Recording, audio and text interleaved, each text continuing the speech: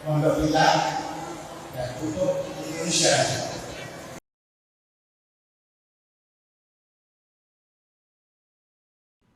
Ponpes Al Zaitun belakangan menjadi sorotan karena diduga membawa aliran sesat.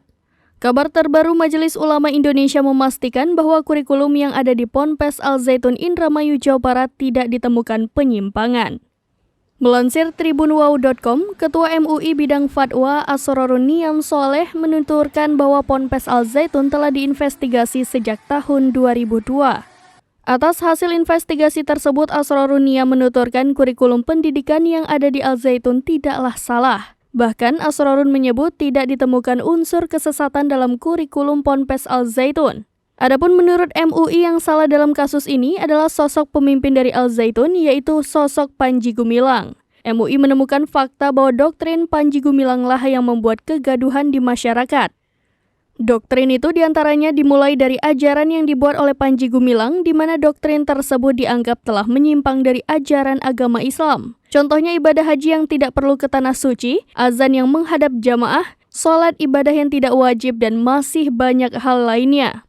Meski telah dianggap menyimpang, Menteri Koordinator Politik Hukum dan Keamanan Mahfud MD memastikan tak akan membubarkan Ponpes Al Zaitun. Hak untuk belajar bagi para santri dan murid-murid di situ tidak akan diganggu, terus berjalan.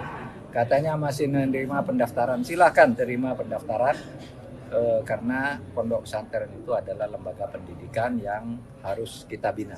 Menurut Mahfud MD, Ponpes Al Zaitun merupakan lembaga pendidikan yang harus diselamatkan. Pasalnya, Al Zaitun telah memiliki banyak lembaga pendidikan di bawah binaan pemerintah.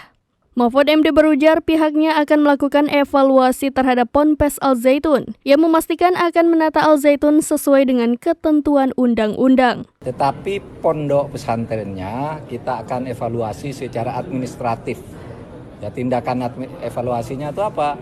Melihat penyelenggaraannya, melihat kurikulumnya, melihat konten pengajarannya, dan sebagainya. Lebih lanjut berkaitan dengan penggalangan dana, Mahfud MD mengatakan jika Ponpes Al Zaitun di bawah pimpinan Panji Gumilang itu memiliki banyak rekening.